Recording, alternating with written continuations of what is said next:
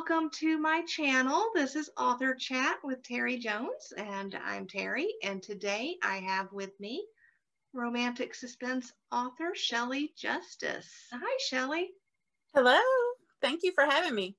Thanks for being here. I am super excited to talk romantic suspense with you. You're my first author in this category, and I love reading the romantic suspense. And I can't wait. You have out 2 books in a series, and your third one is coming out this month. And they're Knight's Haven, Knight's Rescue, and then Knight's Temptation is out February 16th. Can you tell us about your series? Absolutely. That's one thing I love to talk about is books and writing and stuff. So hopefully I won't ramble too much. But the series is called The Knights of KSI. KSI is the name of the company that all the heroes work for. It's not security and investigation. Tristan Knight is the owner, and he's the hero in the first book, which is Knight's Haven. And then the company, it does private security and private investigation. But then there's also a different side to the business that is kind of secret. And they employ special ops teams of former military. And they handle cases that the government or different law enforcement agencies can't for different reasons. Then they contract with them and they take on these cases. And so the heroes in this series are all on one of the teams, the Alpha team. And so it follows the different ones there. But there are a couple of books that I'm planning that involve some of just the private investigators in the company who tend to pitch in with the teams when it's necessary. So I've got a lot planned for the series, and I'm very excited about it. And so far the reviews have been just overwhelmingly great. My readers have just been tremendously supportive. So I'm excited to keep writing. Great. So what inspired you to go to the romantic suspense genre? It's really funny because I love to read romantic suspense, but I hate to be in suspense. I hate not knowing.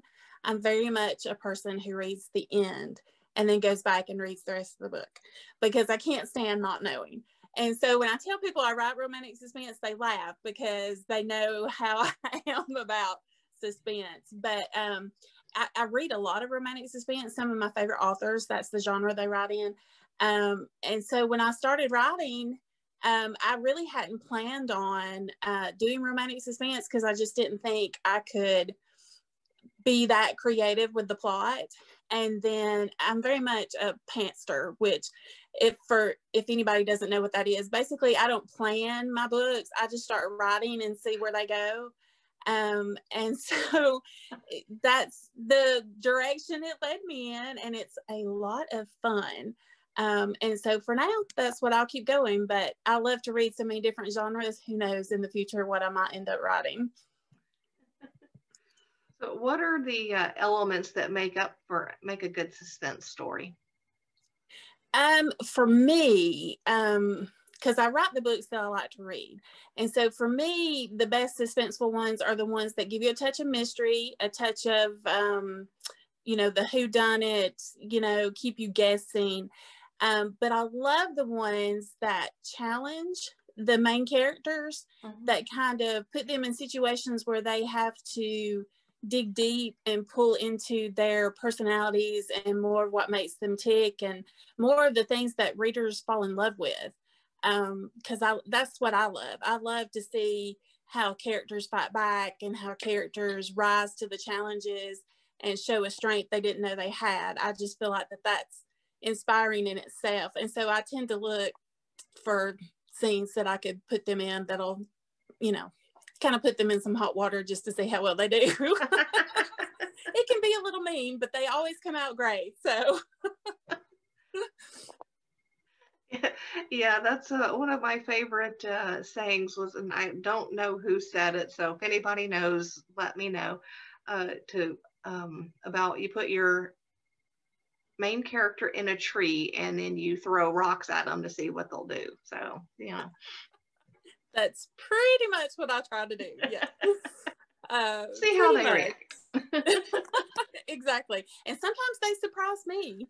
Because like I said, I don't plan anything. I just write the words. And then sometimes the story goes in a direction I did not see coming. That's surprising to me, because I would think with the mystery involved in there that there would have to be some plotting. But now I know you can pants You would think. Suspense novel.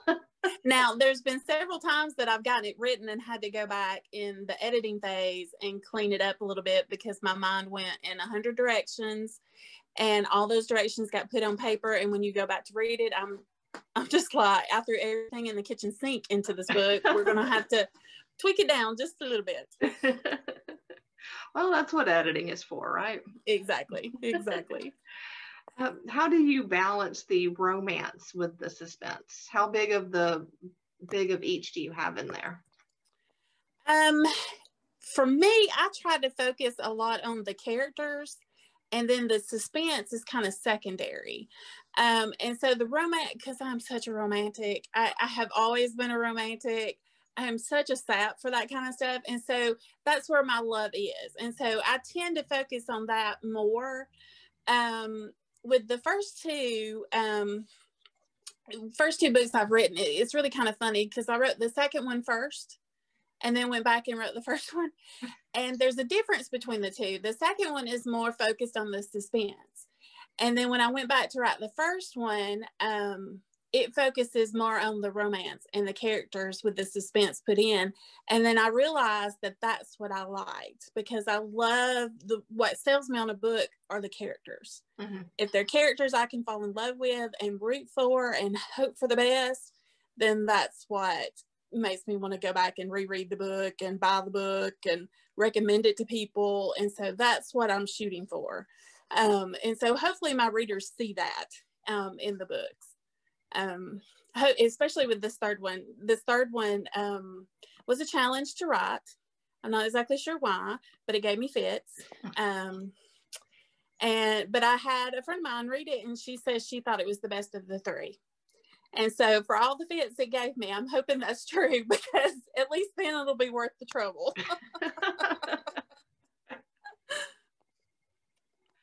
I'm sure, because I believe we all improve and grow as writers the more we put our craft into action. So absolutely. I think she's probably right on that. It probably is your best one yet. I hope so. I guess the readers will tell me. Yes. Talk about the heat level on your books. Are you, we all the way from, as we know, romance can go all the way from chaste to melt the paint off the walls. So let's see. I'm not sure how I would describe myself. I definitely don't melt the paint off the walls, because I think I would embarrass myself trying. Because the most awkward thing ever is writing those scenes. Oh my gosh, I just can't even tell you just how much I struggle with those. But I'm not chaste either. My thought though is I don't want them to just jump into bed together every time they turn around. Because to me, I don't have a problem with books like that, but to me, I'm there for the story, mm-hmm. not the sex. And if you're there for the sex, that's fine. If that's what you like, that's good. I mean, that's why there's all different styles out there. That is. And that's the reason why I ask. So yeah, well, for me, I guess it's there's a touch of that heat there, but it's not necessarily something you're going to have to sit there with a fan or anything like that. It's just kind of something to carry the story along. But who knows in the future what it'll be like once I get more comfortable with that. But I really don't know if I'll ever get more comfortable with that. I don't know. I did have a friend tell me that when she read the book that her husband sure did benefit from it. So I don't know if that tells you anything, but there you go. Sounds like you got some heat going on in there. So just a touch, huh? Just a touch. That's good. You know what? Along with the suspense, I think a little bit of heat, nothing wrong with that. Agree. When you're conceiving these stories, what I know you talk about the character. Is that who you have in your mind first when you start that, or does the story kind of come into your mind first? Usually it's the character that I start with, because it's just so much. That's the best part for me, is putting the characters together, the different aspects of their personalities, how I want them to kind of mesh together. And then that usually leads to how they meet, what brings them together, what crisis is going to throw them together, and that kind of thing. So typically I'll start with the characters, but now Knott's Rescue, it was the opposite. I actually started writing, and it was just one of those times that I was just writing just because writing's fun for me. And so a lot of times I'll just write just because. And the story just started coming. And then once I realized I loved the story and where it was going, I had to go back and figure out who these characters were. They didn't even have names when I started. And I had to go back. That's not typical for me. That's just how, and I feel like that maybe that's why that one seems a little different than the others, because the process was a little different. But I'm brand new, so I'm still figuring out my process too. So, right, because these are your first 2 books ever. Yes. Yes. And then, yes. So does this writing, is this something that you've just recently come to, or is that something you've done your whole life and just? I've been writing stories since I was 13. I was reading a young adult romance, of course, romance always, in study hall. And I know study hall's not a thing anymore, so I did date myself there, I think. But basically, it's just that period in a class time where you don't have a class and they assume you're going to do homework or study. Well, my study hall was the first period of the day. And I'm an overachiever, and I was a geek in high school, and I did all my homework the night before. So study hall, I spent reading. And I was reading this one book and caught myself rewriting it for the author. You know, something would some kind of dialogue would stick in my head, and I think, I think I would have liked this better if he had said it this way. And I kept rewriting it the whole way through, and the book was fine. But in my head, I just kept rewriting it. And when I finished it, I remember closing the cover, and I finished it in study hall. And I closed the cover, and I thought, maybe I should try this. And so I did, and I've been writing ever since. Now, I'm not going to say that I was very good then, because I really wasn't. And I've gone back and read that and think, oh my gosh, it's just horrible. But, it's like anything else. The more you do and the more you study, the more you start to come into who you are as a writer and kind of the techniques you want to use and kind of the best way to tell the story. And so hopefully that's where I am now. It just felt like the time was right to go for what I'd always wanted to do. Talked to my husband about it, and he was amazing and said, well, yeah, because he knows, and my girls know. I mean, one year for Christmas, he gave me a set of legal pads, because I used to write longhand, and a set of my favorite pens, and he had them wrapped under the tree, and it was absolutely the best present I'd ever gotten. I was like, oh, you know me so well. I use a laptop now. I don't write longhand, but I just feel like I'm at that point that it was time to just go for it and see what happens. And as long as people like to read them, then I'll keep writing them. And then as long as people don't want to read them anymore, I'll probably still write. I just may not publish, but we'll see. I mean, so far it's been so much fun, and everyone in the writer community and all the readers have just been amazing. They just give me so much support and encouragement to keep going and just get better.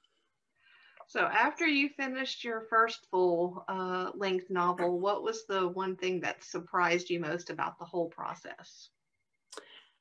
Other than actually finishing it, because I had a tendency to get bored with things and wouldn't finish, but there wasn't a reason to finish. And so when I finally did finish that first one, I think what surprised me was the number of people who wanted to read it. I just didn't expect that many people to take that big an interest, because I kept it kind of quiet. Didn't really tell. I told some close friends what I was doing, but didn't tell a lot of people I knew. And when it released, my husband, who knows everybody and their mother, I feel like. Everyone probably watching this has met him at some point or know who he is, because he's just that person, and I'm so not that person. He shared it on his Facebook page.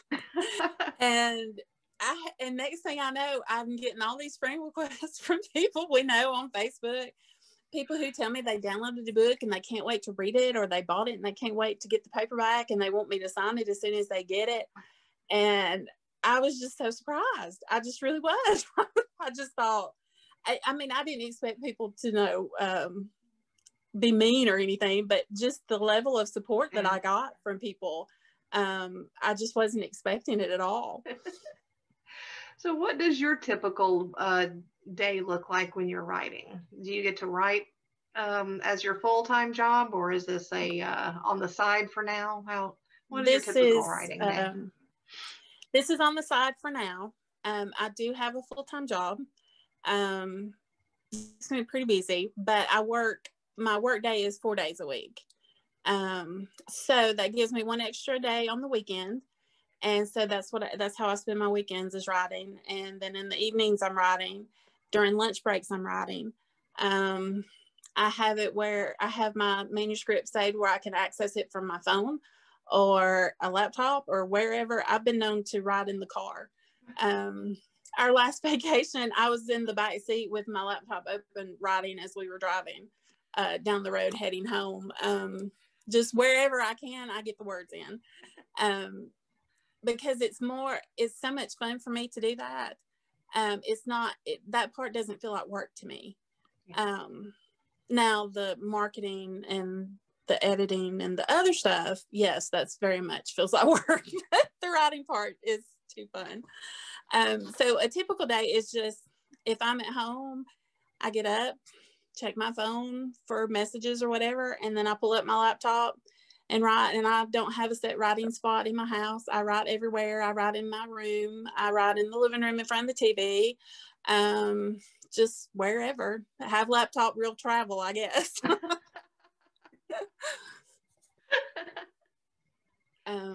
I keep everything saved on the computer now, so I can pull it up.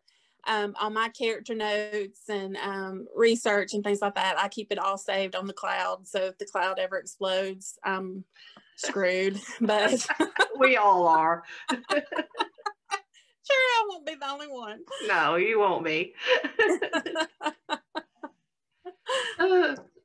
So how much research do you put into your novels? I hate research so bad. I'm somebody that if I have a specific question about something, I don't want to have to go hunt for it. I'd rather just ask somebody, hey, this is what I've got going on in my book. So how do I need to do this? So I don't research ahead of time, mainly because I don't know where the story is going to go. So I just write until I hit a point where I'm not real sure, or I just kind of make it up as I go. And then in the editing process, I tweak it. I have a couple of editors that are amazing to catch all those little things that in real life don't make sense the way I've written them. And so I have to go back. In the story I'm working on, I'm already started on book 4, and the heroine is a nurse. And one of the things I wanted to get right is exactly how nurses work, as far as where they work in a hospital, what their shifts are, and that kind of thing, because that's a critical part of the story, is her work. And so I reached out to somebody on social media who said that she would be willing to talk to authors. She was a nurse. And so I reached out and asked her all kinds of questions. God love her. And she answered every one of them. I tend to be like the Riddler when it comes to that kind of thing. I will ask you questions nonstop. So the research, it just depends. I try to write more of what I know. And considering I've been reading these kind of books for a long time, there's a lot that I've just picked up. But there's still a learning curve, just depending on what situation you put the characters in. And so I either use the internet, but I really would just rather reach out to people I know that have that personal experience, because it's just easier to hear from them. You know, this is how things are supposed to be. Yeah, I was joking with another writer friend about how we're probably on some sort of watch list based on our Google searches at times. So it was, and It is a little scary. yeah, she's an editor too, and so she has to, look up all kinds of things to fact check and make sure, and keep And I am paranoid about that stuff because that. I love like all the crime dramas. And so I'll see an episode of something. I watched an episode of something where the serial killer found his victims on Facebook, and I went through and cleaned out my friends list like crazy. I was like, I haven't spoken to you in 10 years, so nope, bye-bye. You're gone, and I don't know you personally, so bye-bye, And, So, yeah. so I can just imagine whenever I have to research something that there's some kind of government person that's all he does is monitor what people search on the internet, and I'm like, like I swear I'm a writer. I promise. I'm a writer. I have the proof now. I'm a writer. So far, nobody has called me out on it. Yeah, thankfully. So that's a good thing. All right. So, what advice would you give to someone who wanted to write a romantic suspense novel? Read a romantic suspense novel or 10 or 100. I feel like part of what has helped me is the fact that I love to read, and I read all the time. And my family even jokes with me about it because I read constantly and I can't go anywhere without a book. And they tease me for how fast I read because I just devour them. And so I feel like to start, you have to look at what the genre is like, what's selling, and just the techniques in writing it. And then build a network. The writer community is so great. And just if they see that you're sincere and you're truly wanting to do this right, they will help you. They will offer advice. There's a lot of Facebook groups that I have discovered that have just been tremendously helpful in getting me started and working through the process.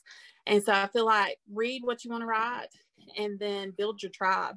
Get those people there that you can reach out to and say, okay, this is what I want to do with the scene. What's the best to approach it? And look for resource books to read that help you identify the different parts of the craft that make it on that. And workshops, and I mean, I have attended workshops. I have watched them online. I submitted manuscripts to contests, not because I wanted to win, but because you get judge feedback. And I wanted to see what the judges said, which is great when you're just starting. But it's difficult too, because they only see a part. They don't get to see the whole thing. They're only critiquing a part. So you kind of have to take that to consider. But just any way you can put your people and just kind of tell them that you just want honest feedback, because that's done too. Tell me, well, I like some questions. Well, did you like how I had her saying this here? And they would just tell me, well, now that you say that, no, I didn't really care for that. And so I would go back and tweak it, and I'd say, so did this make sense right here? Oh yeah, that was great. And so, just let people read, and it's incredibly terrifying to let other people read your stuff because it's so personal. Yeah. Even if it is fiction, you still put your heart and soul into it, and it's worth it to get better. You have to take the critiques as well as the praise in order to be better. That's true. Absolutely. So also, I guess get a thick skin and learn how to weed through the critiques into what makes sense, because critiques are also people's opinion. So you just have to learn as you go. I mean, there's really no magic formula I've discovered. It's different for everybody. And so, but the more people you can surround yourself with who can give you that advice and that feedback and direction, that just helps tremendously. That does. So, Shelley, what does success look like for you? That's a great question. Success for me is for people to read my books and love them, and then to sell enough books that I can put money in, keep writing and keep publishing. That's it. Break even with this, then I'm satisfied, as long as there's people that like what I do. If I get money at this, then that's just icing on. But my goal, because this is living my dream already, so it'd be gravy. So where can readers find out more about you and your books? Website. Easy to remember. I'm on Facebook and Instagram. Be good about posting things for me to get to know people, and then for them to get to know me. And as far as my books, I have them available on Amazon. If you subscribe to Kindle Unlimited, you can read them for free. They're on Kindle Unlimited. I did that because I wanted to make them as available to people as possible, because nobody knows who I am. And so I figured that would be a good way to get my name out there. And, you know, just if you have a question about me or you want to know my process, I mean, there's just all those different ways you can reach out to me. You can email me through my website. You can contact me through social media. I love for people to ask me questions and share things with me. It's just fun for me to talk about. I could take up your time the rest of the day talking about this stuff and boring people to no end, but I just love this stuff. I just love it. It's just been so much fun and just so much better than I ever pictured that it would be. Thanks, Shelley. And I will have all of Shelley's contact information, or websites, and you know, social media stuff will be all down in the description down there, so you guys can find her and her books. And while you're down there, go ahead and click the like and leave us a comment, and subscribe to the channel for more author interviews. I'll release author interviews every Tuesday, and if you ring the bell, you will be notified when one of those videos goes live. And thank you, Shelley, so much for joining me today. I appreciate your time and answering all of my questions. Well, thank you so much for having me. It's been so much fun.